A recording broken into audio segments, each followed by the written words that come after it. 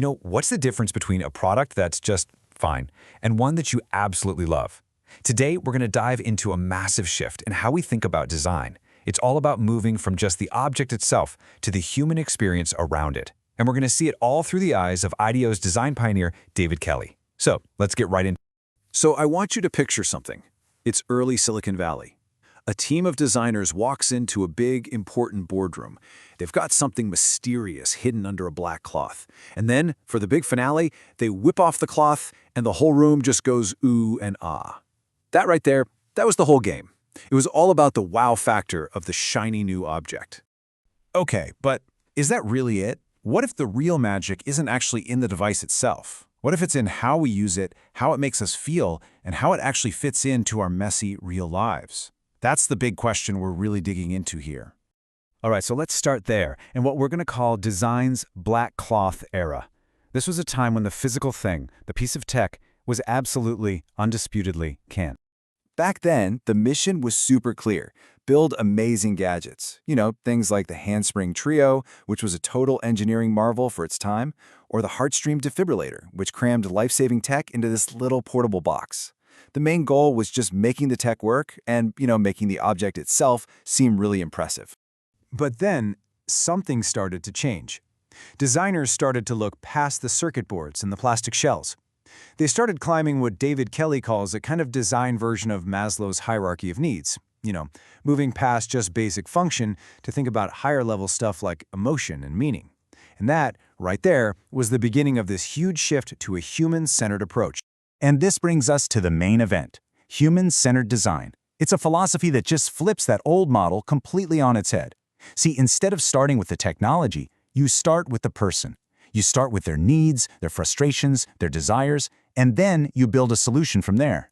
And this comparison just lays it out perfectly. The old way? It's all about the product, its function, and it's driven by engineering. The new way is all about the person, their experience, and it's driven by empathy.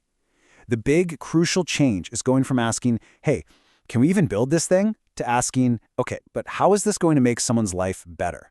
Huge difference. Kelley himself just nails it with this quote. This is way more than just making something comfortable to hold.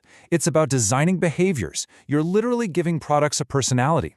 You start thinking about the interaction you have with it like a relationship, not just a simple function. Okay, so that's the theory, but what does this stuff actually look like in the real world? Let's jump into our next section and see how this all comes together to design entire experiences, taking us from simple products all the way to a high-fashion powerhouse like Prada. So first up, we're going to the Prada flagship store in New York. The challenge here was, well, it was ambitious. They didn't just want to sell clothes. They wanted to create a cultural destination, an experience that blended retail and technology together in a really seamless, human kind of way. Now, before they built anything, they started with the human problems. High-end shopping can sometimes feel a little cold, a little impersonal. Or you're in the fitting room and you have a question about the fabric. And of course, there's that age-old problem. How on earth do you see what that coat looks like from the back? And here are the solutions they came up with. They put these tiny RF tags on the clothes so info about them just pops up on any screen nearby. The dressing rooms have touch screens so you don't have to get dressed again just to ask a question. And my favorite part, the magic mirror. It's got a 3-second video delay so you can turn around and then watch yourself on the screen to finally see the back. Brilliant. All right, let's switch gears completely, from high fashion to the humble office cubicle. IDEO actually teamed up with Scott Adams, the creator of Dilbert, to try and design the ultimate cubicle, to turn that little gray box into something a lot more human. And again, where do they start? With the human pain points. Cubicles can feel like a trap. That awful fluorescent lighting is just draining. The whole environment can feel super isolating and stressful. We've all been there, right? So the solutions are just wonderfully creative. They designed lighting that actually mimics the natural movement of the sun throughout the day. They even added a flower that wilts when you leave and perks back up to greet you when you return. And they added homey stuff, like a fish tank, and of course a hammock for that all-important afternoon nap. It's all about adding personality and humanity back into work. But this way of thinking isn't just for luxury stores or cool offices. It's real power. Its true potential is when you scale it up to create some serious social change. Let's take a look at the Apertech project in Kenya, which, well, it takes this whole idea to another level. Well, let's just start with a number. 30,000. That's how many new jobs were created because of this project. That is not a typo. 30,000. And if that wasn't already staggering, get this. The sales from the products that came out of this nonprofit project make up over 0.5% of Kenya's entire gross domestic product. That's a massive nationwide economic impact. But behind those huge numbers is the human story. It's about farmers who can now grow crops all year round, not just when it rains. It's about parents who can finally earn enough money to send their kids to college, which completely changes the future for their entire family. And the logic behind it was so simple but so powerful. It all started with one insight. There are entrepreneurs everywhere. The team saw a core human problem. Farmers were stuck, limited by the seasons. The solution? They designed and built simple, cheap, manual water pumps.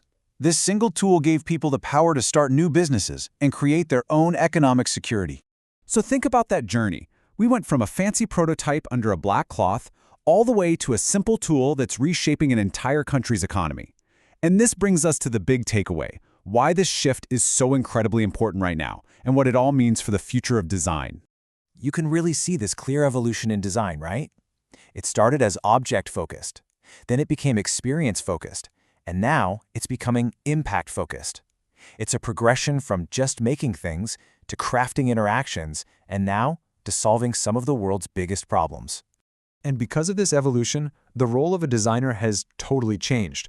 Like Kelley says, designers aren't just the stylists you bring in at the end to make things look pretty anymore. Now, they're trusted strategic partners.